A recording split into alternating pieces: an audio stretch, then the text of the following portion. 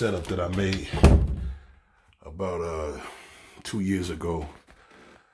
I'm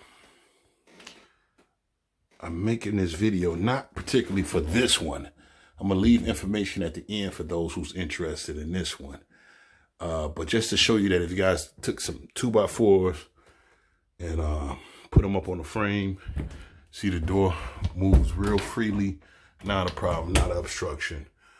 You could put a 2x4 across here, boom, and grip, and then do your pull-ups. This handle the weight, not a problem. Now, you see it goes all the way up to the ceiling. Let me explain that real fast. I put that in there because when I bought this one, I originally had one of those ones that hook under the door, but it was so flimsy it couldn't really handle my weight.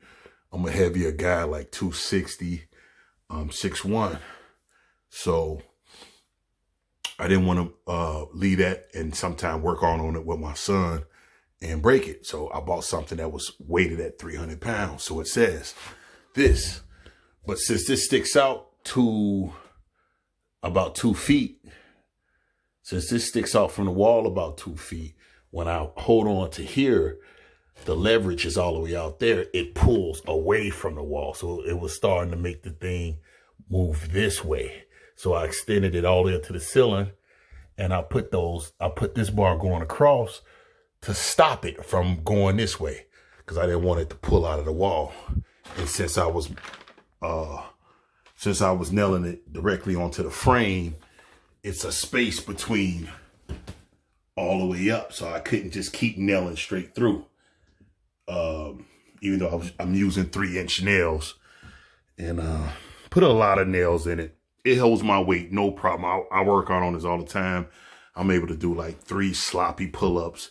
It doesn't wiggle, it doesn't shake.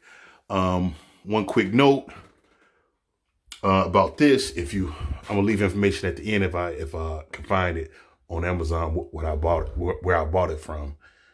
And I don't know if the price, because of this Corona shit, a lot of workout equipment is experiencing price gouging. But one quick note, I did replace the screws that came with it only because all the reviews on this was great, but the screws that came with it were super cheap. So just take the screws that come with it to Menards or Lowe's or wherever you get your screws from and match up the screws, and get some, I guess some all steel, whatever rated screws that we use here in the United States, I guess are better. I don't know. I don't want to talk too much trash, but the screws that came with these definitely look different. They were a lot duller looking and very lightweight. Whereas the screws I got from Menards had weight to it. And you see they have like a shininess to them. So I use the screws that I bought from that store instead of the screws that came with it. Only because it was suggested by the other reviewers for that product. But yeah, it's a cool idea. Remember, 2x4, you can easily just do pull-ups. Real cheap setup. I'm gonna remember to leave some information on. Let me see if I can get the whole door in. It doesn't go all the way down to the bottom. My son's room is real junky. Let me hurry up and get out of here. But this is where the outside looks. Let me close this door. This is where the outside of his room look. That's that hole that you saw was for the security camera. Right outside his bedroom. All right. Well, all right. For those who stayed to the end of the video, the actual bar that I purchased, I found it in my Amazon Prime, and it's currently no longer available. But this is the exact same one. Let me show you the reviews. Pretty good reviews, but as you can see, people showing you pictures of broken screws. These are the screws that came with it. I didn't use those screws. I like this guy's setup. I think this is probably the best setup. I would have done this if I was going to mount it to a wall.